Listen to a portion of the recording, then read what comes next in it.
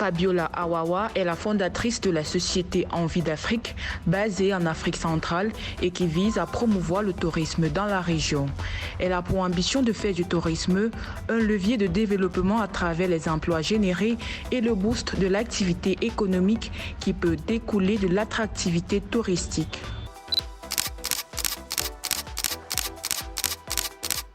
Pour moi, la femme dans la société, la femme c'est tout. La femme c'est une mère, la femme c'est une sœur, la femme c'est un, comme on dit en anglais, un icon. Une femme peut être un père, une femme peut être une mère, une femme peut être une femme peut être tout. C'est difficile pour un homme d'être une mère et d'être un père en même temps. Mais une femme peut être le père et elle peut être la mère en même temps. Donc, on devrait beaucoup respecter la femme dans le sens où l'éducation, c'est la femme qui éduque les enfants. Et si cette femme-là ne se sent pas respectée ou aimée ou elle-même, l'éducation qu'elle va promouvoir à cet enfant, ce sera juste ce qu'elle-même, elle a déjà reçu. Donc, si les femmes sont entraînées, les femmes sont suivies, les femmes sont élevées, ça permet en fait que ce qui est transmis est pur et ne peut être que magnifique en fait.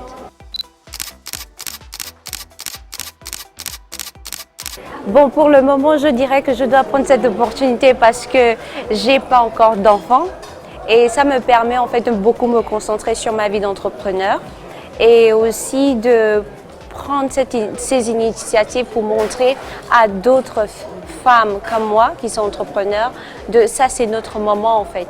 C'est le moment où de donner tout à son propre business parce que le business c'est des sacrifices et si vous voulez vraiment aller de l'avant, il va aussi falloir travailler plus que d'autres autour. Et en tant que femme, si un homme travaille pendant 2 heures, pour une femme, il faut travailler pendant 4 heures de temps pour être sûr que tout le monde valide en fait votre travail. C'est pas toujours facile, mais c'est très beau quand le résultat est fini.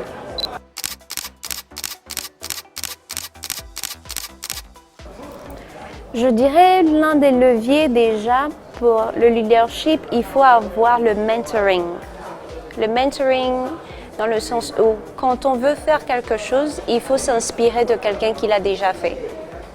Il faut aller vers des gens qui l'ont fait. Il faut observer, il faut faire des recherches. Vous pouvez pas... Un leader, c'est quelqu'un qui aspire. Et il aspire par les actes aussi posés. Donc, si cette personne...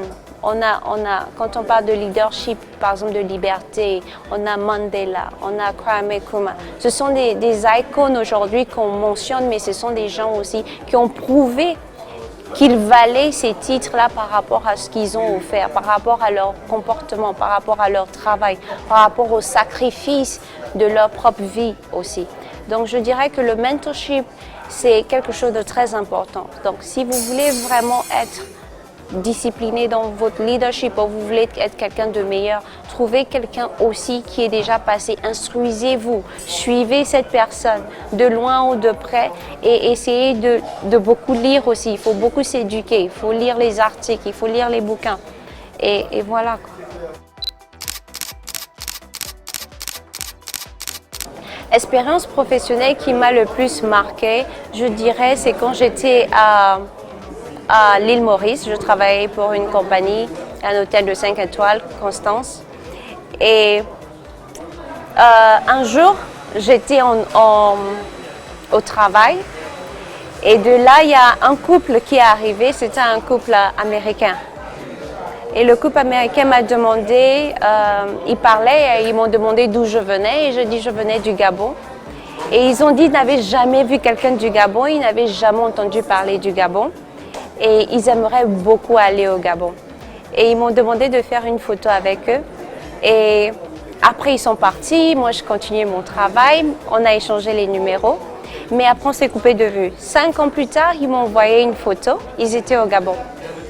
Et donc, j'étais éblouie parce que je ne pensais pas que ça allait, qu'ils allaient vraiment le faire. Et ça m'a vraiment choquée de savoir que pendant votre travail, vous pouvez aussi impacter les gens autour de vous en fait.